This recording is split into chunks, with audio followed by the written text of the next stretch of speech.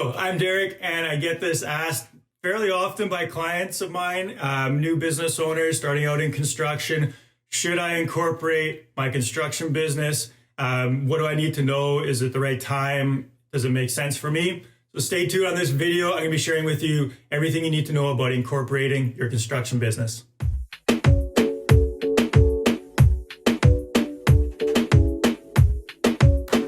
All right, so just before we jump into the first point, just want to remind you, hit the big thumbs up button. Give this video a thumbs up if you're enjoying the content. If you want to, learn more about growing a construction company, what you need to know. So we'll jump right into it. The first one, part of incorporating your construction business, is it the right move or should you wait? We need to know, what's the difference, what options are available. So of course, most guys, they'll start with a sole proprietorship. So this is a business, it's essentially you. You are the business, you're self-employed, the business is you and vice versa.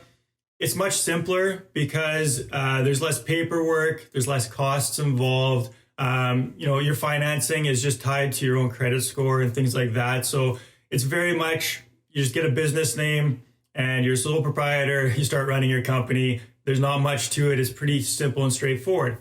Of course, there are some disadvantages to having a sole proprietorship. There's liability, right? So if anything goes wrong or anything, you get sued, the liability is on you. You are the business. So essentially all your assets, anything that you own could be lost in, a litigation, or if you held liable for some reason. So there's also, you're going to generally pay more tax as a sole proprietor because you just have less options, right? You are just being taxed on the income. You can't change, your income really, except if you're just boosting up your expenses, which is one thing you can do, although you have less options and you'll be taxed at a higher rate as a sole proprietor. Sole proprietorship becomes really messy as well when you start to scale. So as you grow your business, it becomes larger. Because you are so ingrained and tied with your business, it's harder to, if you ever want to sell it, if you ever wanted to bring in a partner, if you wanted to have shares in your business, it's not a good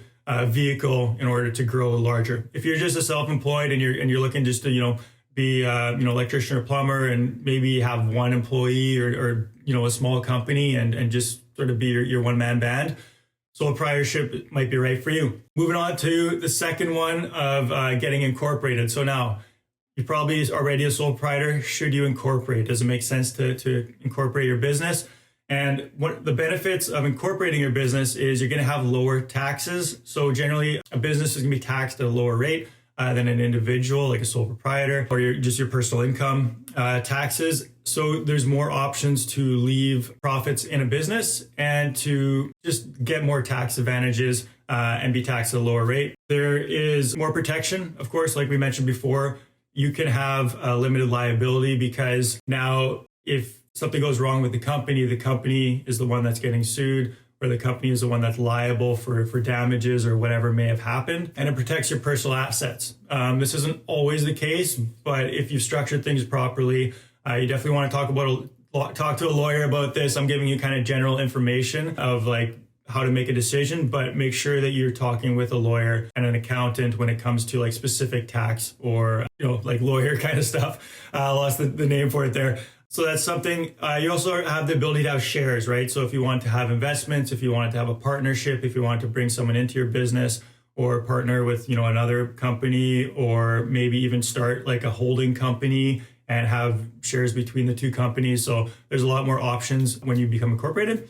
So what are the disadvantages? Incorporation sounds good, right? You have limited liability, more options, less taxes. Some of the disadvantages is there's definitely more paperwork. There's more costs for accounting, more stipulations as far as how you have to do your taxes and do your books. You're also going to be looking at about 2 years. Most banks want you in business as a corporation for at least 2 years before they're willing to provide financing. If you want a line of credit or a business loan, you have to wait essentially for your business to have that track record of 2 years. You may find some options, but generally you're going to be paying very high interest, or it's not going to be generally in your favor for a regular type of financing. So yes or no, should you incorporate or should you remain a sole proprietorship? Kind of the cutoffs is If you're doing like profiting, like income is over 50 to 100K, you definitely want to be incorporating. Again, talk with a lawyer, talk with your accountant to make sure it makes sense. But generally, if you are having a few employees,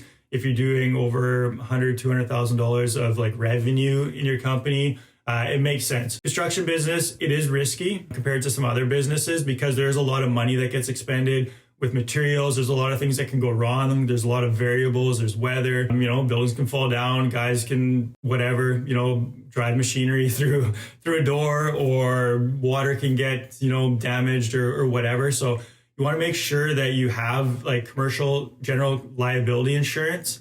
No matter if you're a sole proprietor or incorporated, like make sure your liability insurance is in place to help cover you. But construction generally it's a risky type of business as far as liability can go. So make sure you're protected, and generally incorporation is the right move unless you've just started out or your revenue is very low. Hope this has helped you. If you want more help with like how to structure this, if you want to talk about systems in your business, I've got a free course. It's in the description below. Click on the link. Free resource, how to build a business that works without you. So this goes into how to build the systems inside your business to give you the time freedom, give you more money, help you scale and grow your business.